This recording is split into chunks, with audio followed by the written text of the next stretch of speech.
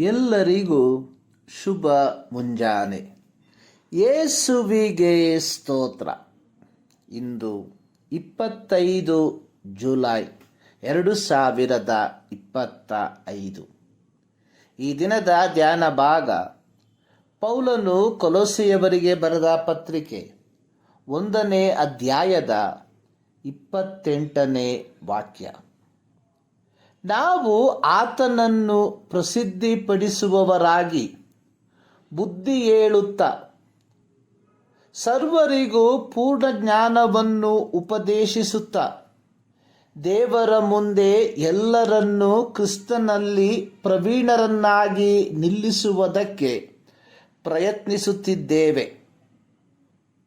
ಯಹೂದ್ಯರು ಅಥವಾ ಇಸ್ರಾಯೇಲ್ಯರು ಪುರುಷರಾಗಿ ಜನಿಸಿದ್ದಕ್ಕಾಗಿ ಕೃತಜ್ಞತೆಯನ್ನು ವ್ಯಕ್ತಪಡಿಸಲು ಪ್ರತಿ ಯಹೂದ ಪುರುಷರು ಈ ಒಂದು ನಿರ್ದಿಷ್ಟವಾದ ಸಾಂಪ್ರದಾಯಿಕ ಪ್ರಾರ್ಥನೆಯನ್ನು ದಿನಂಪ್ರತಿ ಪಠಿಸುವಂಥವರಾಗಿದ್ದರು. ಪ್ರಾರ್ಥನೆ ಇಂತಿದೆ: ನಾನು ಅನ್ಯ ಜನಾಂಗದವನಲ್ಲದಕ್ಕಾಗಿ ದೇವರೇ ನಿನಗೆ ಧನ್ಯವಾದ. ನಾನು ಮಹಿಳೆಯಲ್ಲದಕ್ಕಾಗಿ ದೇವರೇ ನಿನಗೆ ಧನ್ಯವಾದ. ಮತ್ತು ನಾನು ಗುಲಾಮನಲ್ಲದಕ್ಕಾಗಿ ನಿನಗೆ ಧನ್ಯವಾದ.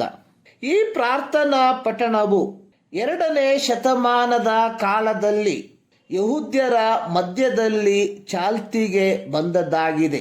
ಕೆಲವು ವೇದ ಪಂಡಿತರು ಅಥವಾ ವಿದ್ವಾಂಸರು ಬೊಟ್ಟು ಮಾಡಿ ತೋರಿಸುವಂಥದ್ದು ಪೌಲನು ತನ್ನ ಯೌವನದ ಕಾಲದಲ್ಲಿ, ಅಂದರೆ ಗಮಲಿಯೇಲನ ಬಳಿಯಲ್ಲಿ ಶಾಸ್ತ್ರಾಭ್ಯಾಸವನ್ನು ಕಲಿಯುತ್ತಿದ್ದ ಕಾಲದಲ್ಲಿ ಈ ಒಂದು ಪ್ರಾರ್ಥನೆಯನ್ನು ಪಠಿಸುವವನಾಗಿದ್ದನು ಎಂಬುದಾಗಿ.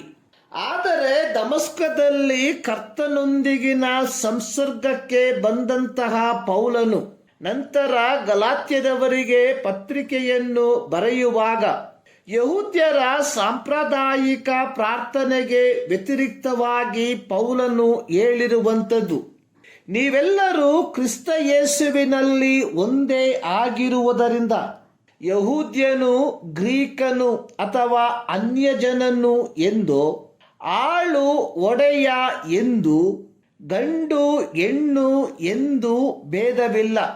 ಈ ಮರ್ಮವನ್ನು, ಅಂದರೆ ರಹಸ್ಯವನ್ನು ಕರ್ತನಿಂದ ಪಡಕೊಂಡ ಪೌಲನು ತನ್ನ ಸೇವೆಯನ್ನು ದಮಸ್ಕ ಪಟ್ಟಣದಿಂದ ಆರಂಭಿಸಿ ಏಷ್ಯಾ ಮತ್ತು ಐರೋಪ್ಯ ಭೂಖಂಡಗಳಲ್ಲಿ ಸುವಾರ್ತೆಯನ್ನು ಸಾರುತ್ತಾ ಅಲ್ಲಲ್ಲಿ ಸಭೆಗಳನ್ನು ಪ್ರಾರಂಭಿಸಿ ಕೊನೆಗೆ ರೋಮ್ನಲ್ಲಿ ಸೆರೆಯವನಾಗಿದ್ದಂತಹ ಸಮಯದಲ್ಲೂ, ಅಂತೂ ತಾನು ಕರ್ತನಿಗಾಗಿ ರಕ್ತಸಾಕ್ಷಿಯಾಗಿ ಸಾಯುವವರೆಗೂ ಕ್ರಿಸ್ತನನ್ನು ಪ್ರಸಿದ್ಧಿಪಡಿಸುವವನಾಗಿ ಸರ್ವರಿಗೂ ಉಪದೇಶಿಸುತ್ತಾ ಎಲ್ಲರನ್ನೂ ಕ್ರಿಸ್ತನಲ್ಲಿ ಪ್ರವೀಣರನ್ನಾಗಿ ನಿಲ್ಲಿಸುವುದಕ್ಕೆ ಪ್ರಯತ್ನಿಸುತ್ತಿದ್ದನು.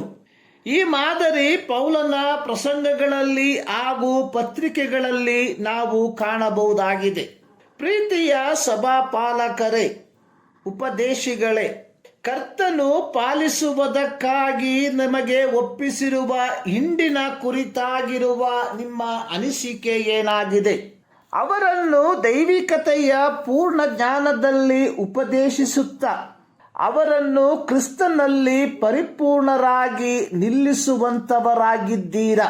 ಅಥವಾ ಇಬ್ರಿಯ ಪತ್ರಿಕೆ 13ನೇ ಅಧ್ಯಾಯದ 17ನೇ ವಾಕ್ಯವನ್ನು ಹೇಳಿ ವಿಶ್ವಾಸಿಗಳನ್ನು ಬ್ಲಾಕ್ ಮೇಲ್ ಮಾಡದೆ ಅಥವಾ ಬೆದರಿಸದೆ ಅವರನ್ನು ಕ್ರಿಸ್ತನ ಪೂರ್ಣ ಜ್ಞಾನದಲ್ಲಿ ಪರಿಪೂರ್ಣರಾಗಿ ನಿಲ್ಲಿಸುವಂಥವರಾಗಿರ್ರಿ. ಈ ಮುಂಜಾನೆಯಲ್ಲಿ ಸರ್ವಶಕ್ತನಾದ ದೇವರು ಈ ಮಾತುಗಳ ಮೂಲಕ ನಿಮ್ಮನ್ನು ಆಶೀರ್ವದಿಸಲಿ.